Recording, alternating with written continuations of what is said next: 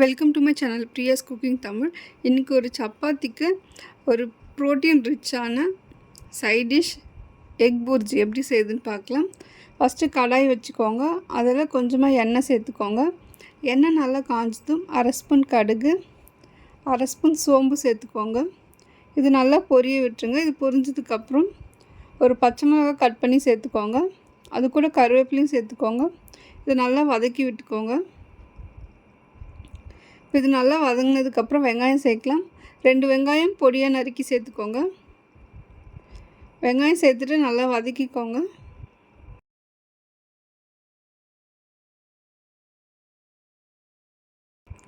இப்போ இது கூட கொஞ்சமாக உப்பு சேர்த்துக்கோங்க. உப்பு சேர்த்துட்டு நல்லா வதக்கிக்கோங்க. இப்போ இதில் அரை ஸ்பூன் இஞ்சி பூண்டு விழுது சேர்த்துக்கோங்க. இஞ்சி பூண்டு விழுதோடைய பச்சை வாசனை போகிற அளவுக்கு நல்லா வதக்கிக்கோங்க.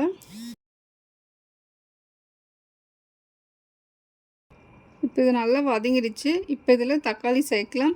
ஒரு பெரிய தக்காளி கட் பண்ணி சேர்த்துக்கோங்க. தக்காளி சேர்த்துட்டு நல்லா வதக்கிக்கோங்க.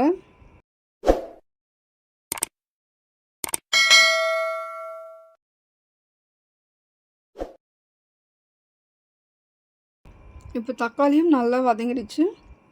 இப்போ இதில் மசாலா சேர்க்கலாம். 1/4 ஸ்பூன் மஞ்சள் தூள் சேர்த்துக்கோங்க. 1 ஸ்பூன் மிளகாய்த்தூள் சேர்த்துக்கோங்க. அரை ஸ்பூன் கரம் மசாலா சேர்த்துக்கோங்க. இப்போ இது எல்லாத்தையும் நல்லா வதக்கிக்கோங்க.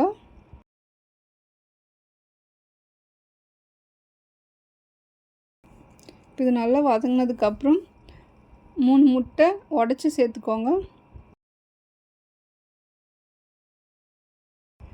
முட்டை சேர்த்துட்டு இதில் 1/4 ஸ்பூன் மிளகுத்தூள் சேர்த்துக்கோங்க.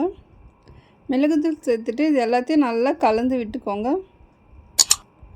இப்போ முட்டை வெந்து வர்றதுக்கு ஒரு 10 நிமிஷம் ஆகும். இந்த மாதிரி நல்லா கலந்து விட்டுட்டே வந்துடுங்க.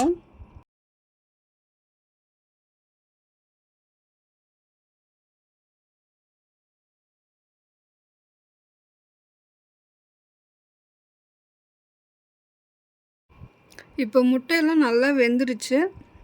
எக் புர்ஜியும் சூப்பராக ரெடி ஆகிடுச்சு. இப்போ இதில் நறுக்குன கொத்தமல்லி சேர்த்துக்கோங்க.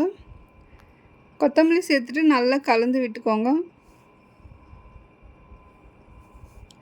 இப்போது சப்பாத்திக்கு குயிக்காக அண்ட் டேஸ்ட்டாக செய்யக்கூடிய எக் புர்ஜி ரெடி ஆகிடுச்சு. இது ஒரு 10 மினிட்ஸ்லேயே செஞ்சு முடிச்சிடலாம். ரொம்பவே டேஸ்ட்டாக இருக்கும். கண்டிப்பாக இந்த ரெசிப்பியை சப்பாத்தி கூட வச்சு சர்வ் பண்ணுங்கள். ரொம்பவே டேஸ்ட்டாக இருக்கும். உங்களுக்கு இந்த வீடியோ பிடிச்சிருந்தா மறக்காமல் பிரியாஸ் குக்கிங் தமிழ் சேனலை சப்ஸ்கிரைப் பண்ணிவிட்டு லைக் பண்ணிவிடுங்க. தேங்க்யூ.